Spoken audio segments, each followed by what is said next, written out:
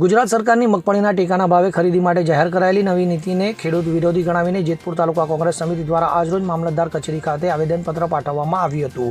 કોંગ્રેસ આગેવાનો અને ખેડૂતોએ સરકાર પાસે ખરીદીની મર્યાદા વધારવા અને ભાવાંતર યોજના લાગુ કરવાની ભારપૂર્વક રજૂઆત કરી છે, જેનાથી તાલુકામાં ખેડૂતોમાં ભારે રોષ ફેલાયો છે. તો જેતપુર તાલુકા કોંગ્રેસ પ્રમુખ ગોવિંદભાઈ ડોબરિયાએ આવેદનપત્રમાં જણાવ્યું કે ગયા વર્ષે સરકારે 200 મણ મગફળીની ખરીદી કરી હતી, જેની સામે 3 લાખ અરજીઓ આવી હતી, ત્યારે આ વર્ષે માત્ર 70 મણની જાહેરાત કરી છે, જેની સામે 9 લાખ અરજીઓ થઈ છે. આથી પ્રતિ ખેડૂતને માત્ર 30 થી 35 મણ જ મળશે. તો અમારી મુખ્ય માંગ છે કે કર્ણાટક અને હિમાચલ પ્રદેશની કોંગ્રેસની સરકારોની જેમ ગુજરાતમાં પણ ભાવાંતર યોજના લાગુ કરવામાં આવે, જેથી ટેકાના ભાવ અને બજાર ભાવ વચ્ચેનો તફાવત ખેડૂતોના ખાતામાં જમા થાય. તેઓએ ઉમેર્યું કે સરકારે ખેડૂત દીઠ 70 મણની મર્યાદાઓ બાંધી છે, જે અપૂરતી છે. જેટલી મગફળી ઉત્પાદન થાય તેટલી બધી ખરીદવી જોઈએ, નહીં તો ગામડા તૂટી જશે અને ખેડૂતો પાયમાલ થઈ જશે. તો યુથ કોંગ્રેસ પ્રમુખ અને ખેડૂત હાર્દિક મકવાણાએ કહ્યું કે સરકારે જાહેર કરેલો 1456નો ટેકાનો ભાવ તો ઉત્પાદન ખર્ચથી પણ ઓછો છે. તો ઉત્પાદન વધ્યું હોવા છતાં ખરીદી 70 મણ સુધી ઘટાડી દીધી છે, અન્યાયી છે. અમારી માંગ છે કે ઓછામાં ઓછી 300 મણ ખરીદવામાં આવે. આ સરકાર ઉદ્યોગપતિનીઓ છે, ખોડીતોની નથી. આ નીતિઓથી ખેડૂતો દેવામાં ડૂબીને જમીન વેચીને મજૂરી કરવા મજબૂર બને છે. તો આવેદનપત્ર આપવા ઉપસ્થિત કાર્યકર્તાઓએ ચૂંટણી પહેલા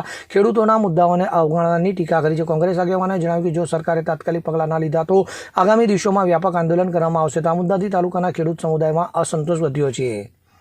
બ્યુરો રિપોર્ટ, CN24 ન્યૂઝ. હવે જુઓ દેશ દુનિયાની તમામ ખબરો તમારી આંગળીના ટેરવે. ઉઠાવો મોબાઈલ અને Google Play Store પરથી ડાઉનલોડ કરો અમારી CN24 ન્યૂઝ મોબાઈલ એપ.